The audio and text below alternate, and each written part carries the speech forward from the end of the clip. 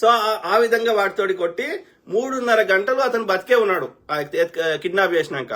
తీయండి, విజయవాడకు వచ్చి ఆయన ఎవరిని కలిసిండు, విజయవాడలో ఏం మీటింగ్ జరిగింది, ఆ తర్వాత నుంచి సాయంత్రం నుంచి రాత్రి 12 దాకా ఏమైంది అనేది మనకు తీయలేమా మనం?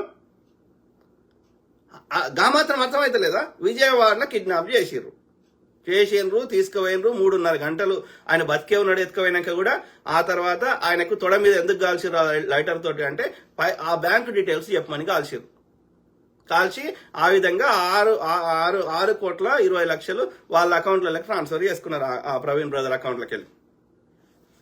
అర్థమైందా? మాత్రం అర్థమైతే లేదా? ఆలోచించండి మిత్రులారా.